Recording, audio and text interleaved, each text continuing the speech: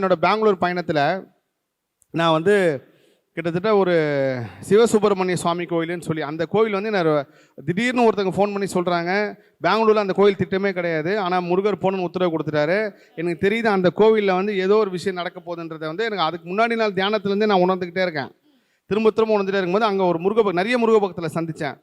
அதில் ஒரு முருகபக்தை மட்டும் ஒரு சகோதரி அவங்க என்கிட்ட பேசும்போது என்ன சொன்னாங்கன்னா, ஒன்று நான் ஏன் துன்பப்படுறேன்னு வழி சொல்லுங்கள், இல்லையா எனக்கு இந்த மாதிரி ஆச்சுன்னு சொல்லி வெளி உலகத்துக்கு போய் சொல்லுங்கள். அவங்க என்ன சொல்கிறாங்கன்னா, நான் முருகர் சன்னையில் போய் உயிரை விடுவேன்னு வந்து நிற்கிறாங்க. நான் சொல்கிறேன், அம்மா நீங்கள் அப்படி கிடையாது. ஒன்று உங்களுக்கு விதி வந்து இன்றைக்கே சாவணும் இருந்தாலும் யாரையும் மாற்றவும் முடியாது.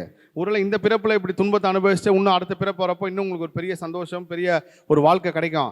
ஆனால் நீங்கள் எடுக்கிற முடிவு மாதிரி எல்லா முருகபக்தியும் எடுக்கிறதாங்கம்மா. நான் உட்பட ஒரு கட்டத்துக்கு மேலே நல்லா கேட்டுங்கம்மா, இந்த உலகத்திலேயே நான் இருக்கிற சிறப்புகளே முக்கியமான ஒரு சிறப்பு என்னென்னா, அதிகமாக திட்டு வாங்குற தெய்வம் முருகர் தான், அதிகமாக கொண்டாடப்படுற தெய்வம் முருகன் தான்.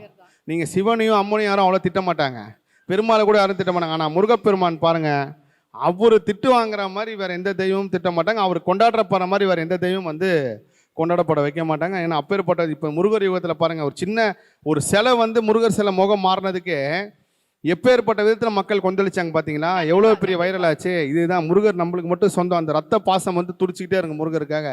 அப்படி இருக்கும்போது அவங்க முருகர் அதிகமாக திட்டுறாங்க, நான் கேட்டுகிட்டே இருக்கேன். ஒரு கட்டத்துக்கு மேலே எனக்கு சொல்ல வருது, ஆனால் வேணாம், இந்த துன்பத்தோடு இவங்களோட விஷயம் மாறிடும்.